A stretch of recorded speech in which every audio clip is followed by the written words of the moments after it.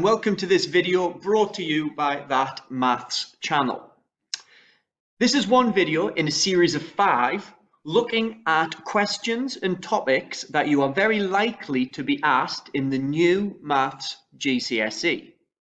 This is a collection of questions that you will probably be asked in your exams. The word to emphasize here is probably. As of course, there is no way to completely predict what the examiner will do, but what we can do is we can look back through each series of the new 9-to-1 Maths GCSE exam papers, including the specimen papers, and we can find those topics that are repeatedly included. On top of this, you can find a pattern of very similar questions which are repeated in nearly every series of exams. Here are some of those questions. One topic that you will definitely be tested on is ratio. The new Maths GCSE actually increased the amount of ratio content in the whole syllabus. So it's very likely that you will actually receive more than one ratio question in each series of exams. This question in particular was worth 3 marks. Could you pause the video at this point and have a go at answering this ratio question?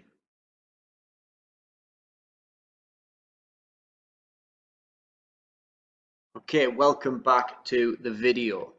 So if we look at the question, we are told that a football team played 55 games, and in the ratio of 1, 6, drawn 3, and lost 2, we need to work out how many more games the team won than the team lost. Here's my working out. So first of all, I've added up all 3 parts of the ratio, so the ratio has 11 parts in total. I've then used the quantity in the question, which was 55, divided that by 11, so I know every one part of the ratio is worth 5 games.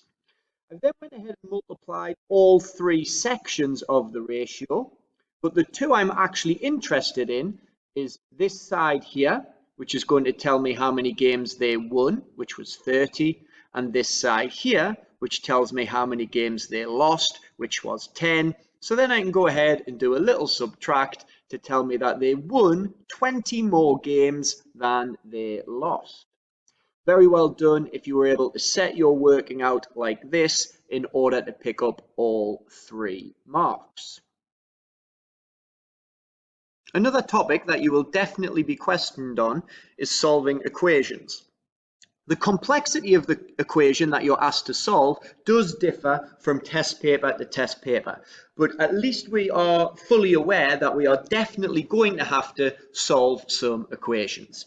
This one in particular was worth 4 marks, and it asks you to show a full, clear algebraic working out. So the examiner does not want to see m equals 5 or m equals -2.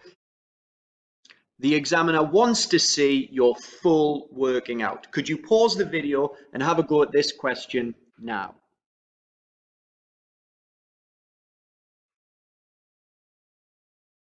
Okay, welcome back. Let's have a look at my worked solution.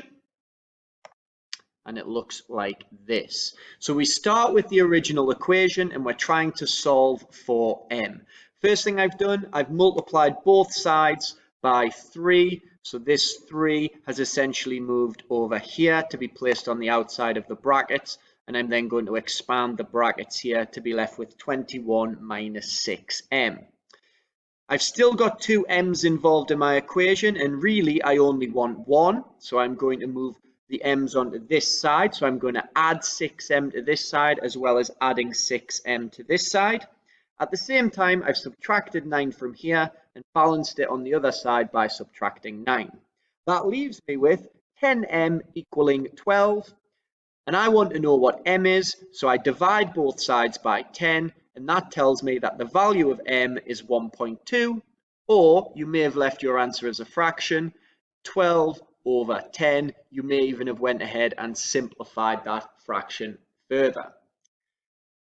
As long as you're able to find a value for m, an equivalent value for m, then you've worked out and shown your full algebraic method, your full algebraic notation, then you should have achieved all 4 marks.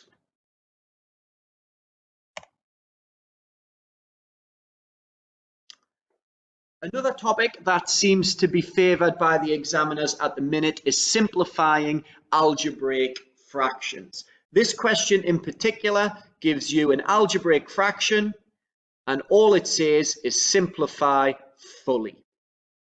3 marks were awarded for this question. Could you show how you would go ahead and answer this question? Could you pause the video now, please?